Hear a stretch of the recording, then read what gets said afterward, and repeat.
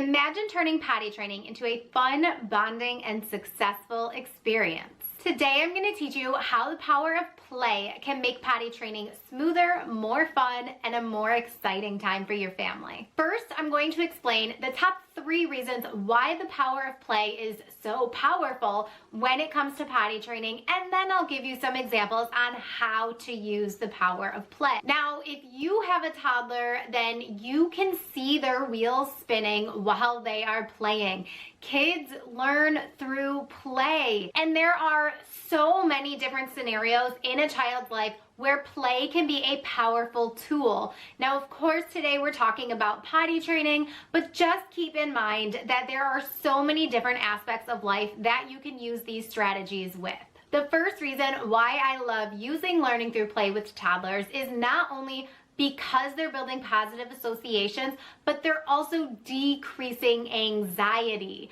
A lot of children have heightened anxiety when it comes to ditching the diapers, something they've known their entire lives, and instead using the toilet. There's a big thing that their poop might plop and have a splash of water. So truthfully, using some play strategies to help them navigate this anxiety is a great idea. The second reason why we love playing is because your child is learning through role playing. Play is promoting your child's skill development as they are probably showing and teaching dolls and toys, which we'll get into in a little bit, how to use the potty. Reason number 3 is actually the most significant reason why we use play with potty training, and that's because it reduces resistance.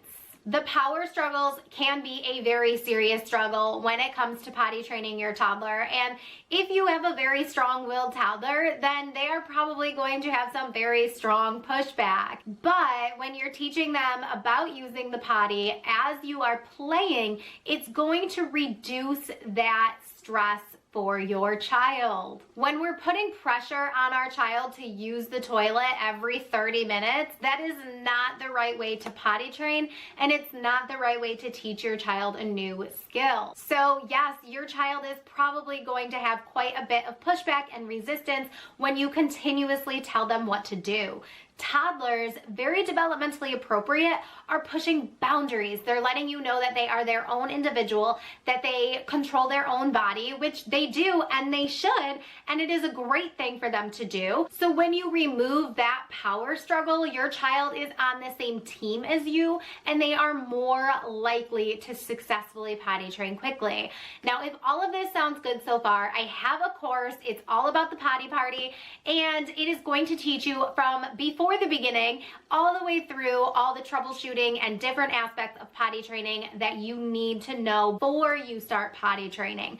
So if you're watching this video and you have not started potty training, or maybe you have to do a reset, grab the link in the description box down below. I will also pin it in the comments for you to grab Potty Party, the course. It's the best place to start. Okay, so now you know why we like to use learning through play. Now we're going to talk about 3 different scenarios on how you can learn through play / teach through play. Example number 1 is role playing. This is a great way for your child to subconsciously teach and learn. So if your child has favorite dolls or favorite characters, stuffed animals, whatever it might be, use them while you're playing with your child. Create a scenario with those figures, whatever they may be, and have it where one needs to go to the bathroom and asking the other what they should do. See how your child reacts and responds, and that is getting you an inside look into their subconscious and what they think and feel about potty training. Now, you can, of course, reverse those roles and have your character be the one telling the other character what to do when they go to the bathroom, specifically when it comes to hygienic things like wiping, flushing, and washing hands. That is something a lot of kids try to skip, so it is something that you want to focus on in your teaching through play. Number 2 is maybe one of the more obvious, but books and songs.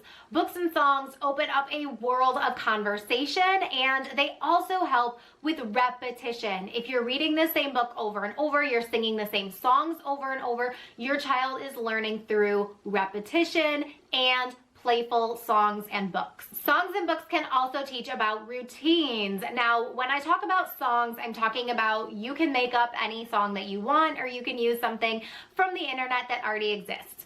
I always made up a hand washing song that I used both when I was a teacher and a mom, and I would have the kids sing, wash, wash, wash your hands, wash them nice and clean, on the tops and on the bottoms and fingers in between.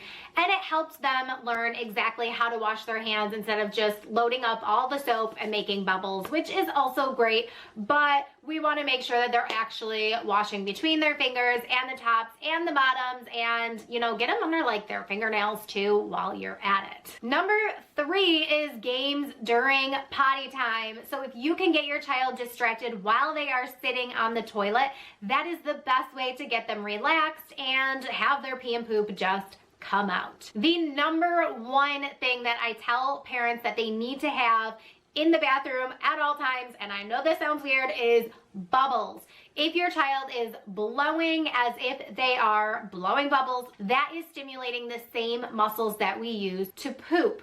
It's almost like when you're pushing and blowing at the same time. Remember when you were in birthing class, which I actually didn't even take, but if you took a birthing class and they were teaching you to breathe through the contractions, breathe while you're pushing, your child is going to be relaxed and pushing out some poop. So keep that in the back of your mind and have some bubbles in the bathroom. Another game that I like to play while having your child sitting on the toilet is to beat the clock. Let's pee and poop before the clock counts down to 0. It is all learning through play.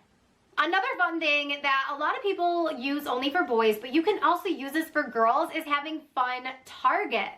If you have those stickers, and I will put a link to these in the description box down below, I used to think that these were just like, meh, like, do we really need these? And of course we don't really need them, but if you have a child who is withholding their pee, then this can be a great strategy, because as the child pees, the sticker will reveal an image. I don't know for sure if these are flushable, but you know for sure that I am not reaching my hand in a nasty, dirty, already peed and pooped in toilet to retrieve the sticker. So that might be something to consider. So some families will just use a Cheerio or something that you tell your child to aim at and try to pee on it. Of course, there's other fun visuals that you can use in the bathroom. I love to just decorate the bathroom in whatever characters that your child is obsessed with at that time. I had one child who was obsessed with Paw Patrol. I sent the family over to Party City and I said, get all the Paw Patrol decorations that you can, and literally have a potty party where you decorate the bathroom in all of your child's favorite things, and you make it a fun, warm, and inviting place for your child. Now, again, I hope you learned a ton from this video. If you really want more information, which I highly recommend you do, I would recommend getting Potty Party, the course. The link is in the description box down below and pinned in the comment. So it is always easy to find.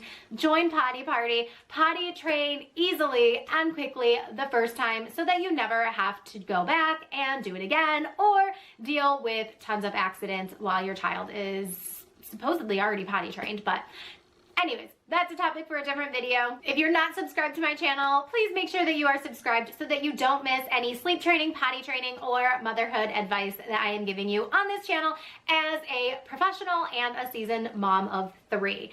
I hope that you enjoyed this video and keep blooming. Mwah.